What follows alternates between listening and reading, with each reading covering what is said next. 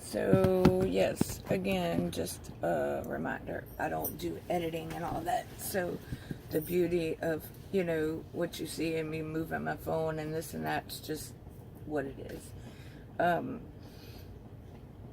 First of all, I want to say, I do not intend to keep talking about this particular subject because I feel like there is enough division right now. In the last several years, I would say, I don't know, 4 or 5 years or so, there's become this big division, and it seems to have gotten worse and worse and worse. Now, a lot of it is from the media and different things, which I'll kind of talk about that. But anyway, what I'm trying to say is this is not going to be a main focus of things that I talk about on a regular basis, but it's something that I wanted to bring up, I guess, just because if I'm going to do any more videos, I'd like people to kind of know who I am, and so you get a feel for who I am and what I'm about and that sort of thing. So you can either agree with me or not. God, I need to color my hair again. But anyway, so that's the main reason I want to bring this up. I don't intend on going along this path and making videos about this all the time, because like I said, I feel like we have enough division, and I'm not here to create more division. I think we should get out of this whole group identity thing that we seem to be in the last few years, and it's gotten worse since Trump has been in office, but I don't believe it's him that's doing it, and I'll explain why. Anyway, I guess I'll start by saying what I think is the issue with that. Hold on one sec. But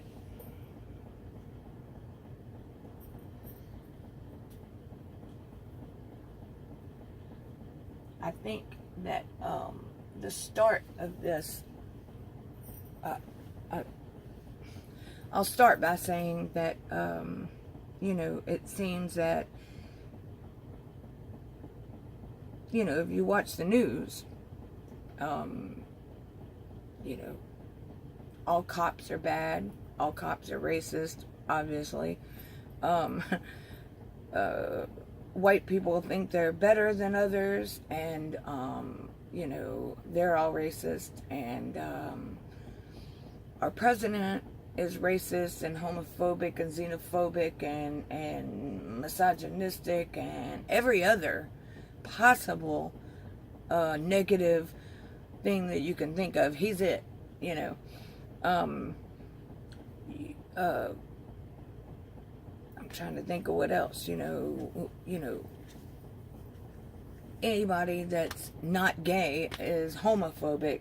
It's like all of a sudden in these last several years we have all these groups of people, and my first thought on that is most of this is coming from the left-leaning side, which is interesting because they always talk about how we're accepting of everyone and we love everyone and everyone should be treated equal and yada yada yada.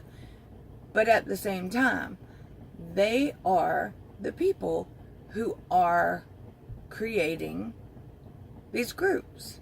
They're the people who 1 month they're saying, hey, you're gay and you should be proud of it, and tell everybody else blah blah blah, and stand up and do this and do that, and protest and holler and scream and da da da, and they're telling these groups of people to do this. And then next month they move on to another group. Hey, you're black. Well, then you should be into the Black Lives Matter thing, and you should protest and holler and scream and accuse people of things because they looked at you funny, or they made a comment to you, or they disagreed with you. You're a victim because nobody should disagree with you or say anything to you. or they don't like black people, and then you have the woman thing, all women are victims because a guy flirted with them or said something to them or whatever. Now, that is like this big scale of things, okay? I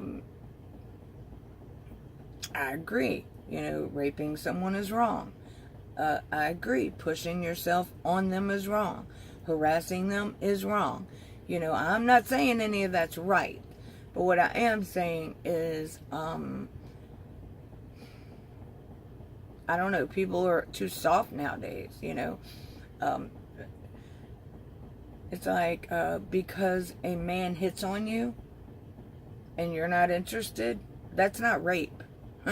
That's not harassment, you know what I mean? That's not a reason to call the cops or get him fired or whatever. Now, if he truly is harassing you and he continues and won't leave you alone or is making you feel uncomfortable or somehow put your job in jeopardy or, things like that, yes, I get it. But because he flirts with you or because he, maybe even says something that's kind of inappropriate, so turn around and put him in his place and say, dude, that's not appropriate for me. Don't talk to me like that or whatever. And if it happens again after that, then perhaps, tell someone of authority or whatever. But, it seems like all of a sudden a man's not allowed to be a man. Like, he can't find you attractive. He can't look at you. He can't compliment you. He can't flirt with you. He can't say, hey, I'd like to go out with you. Like, all these things have become, harassment. And that's insane to me. Like, if guys didn't talk to you or didn't show interest in you or didn't ask for your phone number or say you're pretty or something, then you would be upset because nobody's showing you attention at all. So that makes no sense to me. They're conflating things, there's a line there, and just flirting with someone or whatever is not a legal matter. It's not a reason to get someone fired and lose their job and their livelihood and, shame them publicly and all that stuff. That's ridiculous shit. And now, on the other hand, like I said, if sincere stuff is being done that is legitimately bad or, whatever, then I get that. But anyway, so then we have the woman group who, hey, you're a woman, hear me roar, walk around naked and put pussy hats on and do all these things, blah, blah, blah. Stand tall and proud and cuss and holler and scream and you can do whatever you want and nobody should look at you or talk to you or anything because if they do, well, scream rape. I don't get that. And then, I'm trying to think of what else. And then we have, if someone supports the immigration policy and everything, then they are obviously racist against immigrants, right? So, my point in this is that, everybody's in these groups, and it's kind of like, the football players kneeling. Majority of those were black, or at least that's the way the news presented it. So I'm going with that because I don't know otherwise. So because majority of them were black and they were doing this, if you disagree with them on any level, it's because you're racist. Not because you have other ideas, but because you're racist. And anyway, that's the problem that I see nowadays. And it was all created by the left. You know, it's like, from what I see, the people on the right, and I'm neither really, I'm kind of an in-between, but the people on the right are saying, basically, we don't care if you're black, we don't care if you're a woman, we don't care if you're an immigrant, we don't care if you're gay, we don't care if you're transgender, we don't really care about any of that. What we care about is you're an American, and we want everyone to be treated equally. And we don't see the need in saying, here's the black group, here's the woman group, here's this group, here's that group, and every single one of you are victims. Instead, the right seems to be trying to create a system where everyone is under the umbrella. You should all be treated equally and fairly, and not be racist against or whatever. You should not be judged by what you look like, what your sexual identity may be, and all these things.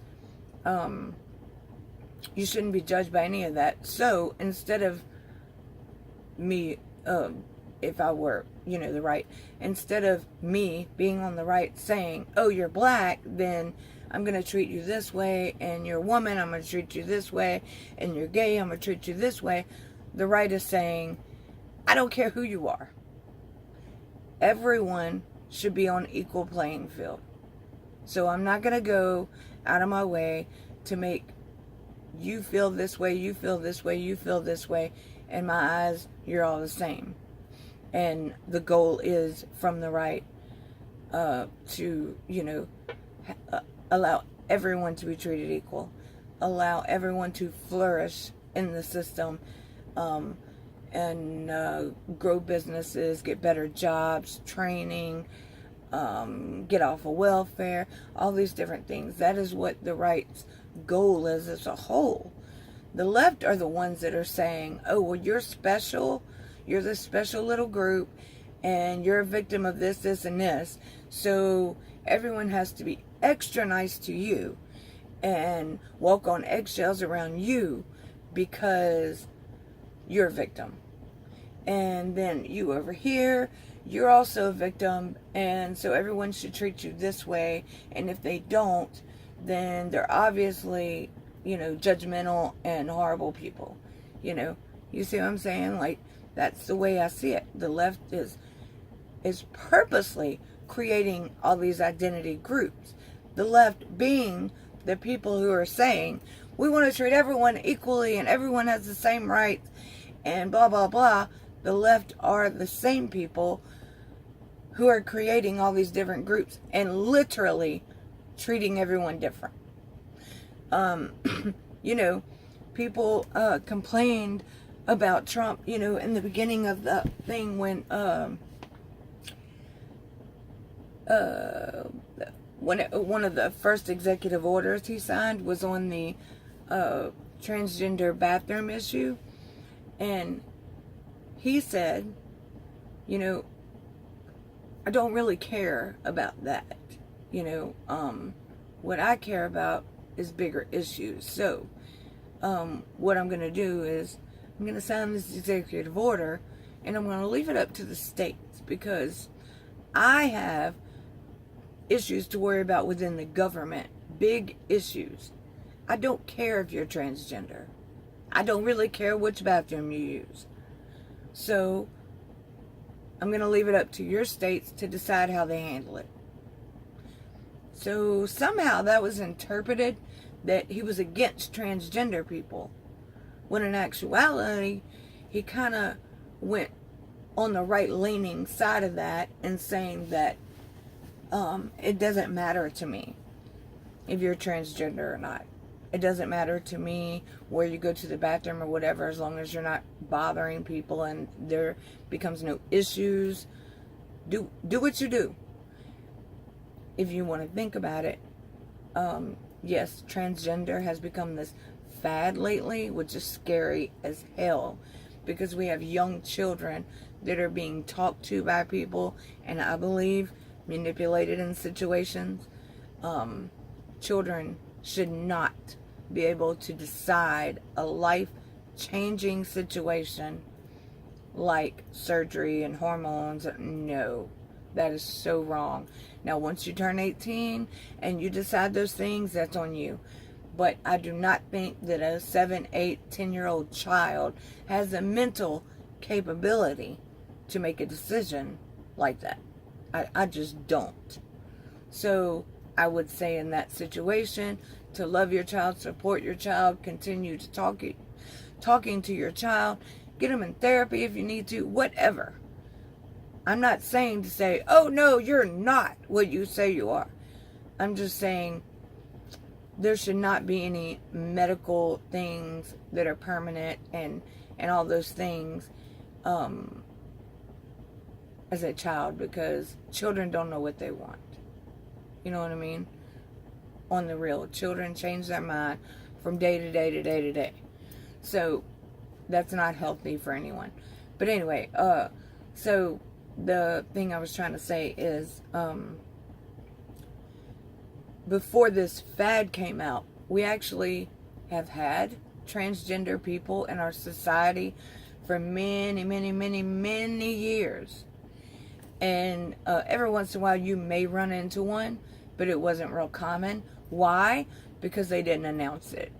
Because they didn't feel the need to create this identity in the public. They just simply lived their lives the way they felt comfortable. And that was that. And I'm sure there were some true transgender people, not these people who want to change on a whim and, you know, all that. I'm talking about real transgender type people who have for years went to the bathroom in a certain bathroom and nobody ever knew. And before the left decided to make this a big deal, that's how life was. Okay, I feel like I'm a woman, I dress like a woman, I go to the bathroom, nobody questions me, there's no issues about it, you know what I mean? So the left has created this monster. And in all honesty, I watch a few people on YouTube who are transgender people, and they all say they don't want this attention, that, you know, it was never a thing for them. They were not real big and concerned about the bathroom thing or whatever, because they're going to use the bathroom that they've been using and nobody will ever know, because they're true transgender people. Nobody ever knows that they're a man or, you know, woman or whatever. So they just do what they do, and they didn't want all this attention. This attention came from politics on the left, screaming identity, you know, and wanting to make everyone a victim. There's also situations that I know, you know, in the same scenario with black people, with white people, with women, you know, gay people. They don't want to announce it to the whole world, and they don't want special privileges. They just want to live their life. The left has created this, and they've convinced some people of things that really are not happening. And that's what kills me, and that's one of the things I wanted to mainly talk about was, you know, the news and how they do things. But they are huge dividers in all of this. They are people who have gone out of their way, like the left, to create all these victim groups. And before the last 5 years, I'll say, most of these things were not really an issue. I knew gay people, black people, obviously white people, black, you know, all these different groups. I knew people from almost all these groups, and none of them had the urge to, you know, become this big victimhood, you know, whatever. They were living their lives normally, and for the most part, they didn't have any issues. And, you know, that's also with the racism thing and stuff. And something I really wanted to point out, because on the news they keep on and on and on and on about race and all these groups and stuff with identity and attacks and all that stuff. Now, I'm not saying that we have a perfect society. I realize we do have some people that are judgmental. We have some people that are racist. We have some people that have an issue with women. We have some people that have an issue with men. We have, some people that have problems with gay people or transgender. Of course we do. We're not perfect. But it is not as bad as what the media portrays it. I don't know the exact numbers right out, but it is to my understanding. I'm just going to give a flatline number to use my example because I don't know the numbers. Okay, let's say there is 100 people that get pulled over by the cops or whatever, and let's say half of them get either hit, tased, shot, beat up, things like that. On average, most of those people did something to warrant that. Like they were running, they were fighting, they were trying to reach for a weapon or whatever, I'm not saying everyone, I'm just saying a good majority of those people found themselves in those situations because of their behavior. And then, let's say, half and half. Half were white, half were black.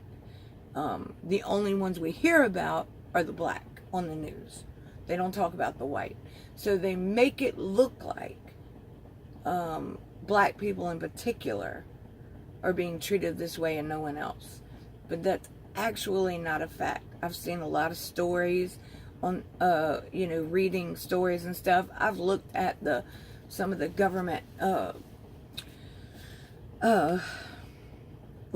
think of the name of it right now, but I've looked at some of the government documents and stuff, and the FBI and stuff like that, the CDC and all that, that show the numbers are not as the media portrays it. But the media are pushing a certain thing because we want to make these people look like victims, and we want to make it look this way, right? So, to me, that causes more of a problem in society because, let's say I am a black person and I watch the news and I see this happening on the news, several times, then I begin to think all cops are bad and all cops want to hurt me or whatever because I'm a black person. And so I begin to hold this chip on my shoulder concerning cops. You know what I mean? And then things escalate. Now, I'm not saying that's the case, and I'm not saying all cops are good, because I know that's not true either. I'm just saying that the media portrays things a certain way, and they tell certain stories, and when people watch it enough, they begin to believe it. And that, I'm not just picking on black people. That happens with everybody. That happens with all these different groups. And if you yourself would stop wherever you live, whether you live in a high-priced neighborhood, whether you're a celebrity, whether you're live in a trailer park, whether you live in a hood, an apartment, middle class, whatever, no matter where you live, pay attention to not the news, not what people tell you, but your experience in life. And whether you're white or black or Hispanic or whatever, a woman, man, pay attention to your experience. Are you really treated badly on a daily basis because of who you are? Now, if you act out and you're treated badly, that's a different story. I'm talking about just based on who you are, what you look like, that you're gay, that you're a woman, that you're black or white or Mexican or whatever. Based on your identity, are you treated badly by the people around you? By cops, by the store clerk, by a manager somewhere or whatever, are you treated badly because of your identity? You know, I think that from what I know, from people that I know and my own experiences, that majority of the time you will find that you're not.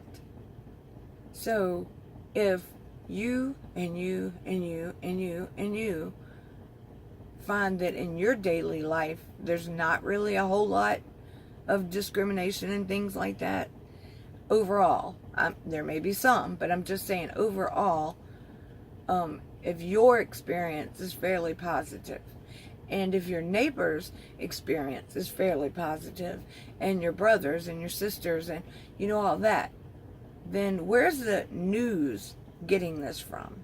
You know what I mean? It's like they pick and choose stories. You know, there was a man, a black man with a MAGA hat that went into a restaurant and got verbally attacked. I don't think he got physically attacked. Verbally attacked for sure, and made to feel extremely uncomfortable and left because of it. Why? Because he had a MAGA hat on. Are you for real? Sarah Sanders was kicked out of a restaurant. Why? Because she works for our president. Trying to think of something else. There's been several stories that I've heard about in the news. And then we have situations where we have these shooters and stuff that get in the news. And, you know, it seems like they're trying to push the gun agenda, you know, or whatever. So they use these stories. But the stories you don't hear about, unless you watch I call the underground journalism, where people on YouTube and stuff that produce real news.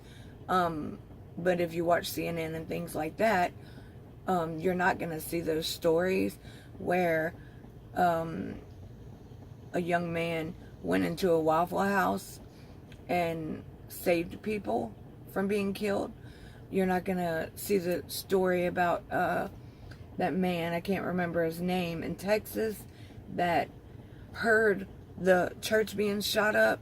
He grabbed his gun and went out there and killed the guy and prevented a lot more deaths that way. We didn't really hear about him on the news, did we? There's a lot of stories like that that happen that we don't hear about. Why? Because it doesn't fit the agenda that the news are trying to portray. That guns are always bad, for one thing. Where the right tend to view as it's not the gun that's bad, it's the person behind the gun. That's what needs to be addressed. Not the gun, the person. The people need to be addressed. Quit blaming an inanimate object that cannot and will not, under any circumstances, move or shoot without the person behind it. That's a fact.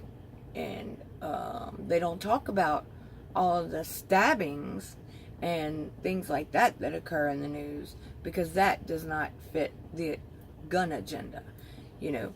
So I guess what I'm trying to say is there seems to be this big, great divide, and it's portrayed by the news heftily every day. And I think that if we look into our own personal lives, you know, we'll find that it's not near as bad as what they try to make it out to be.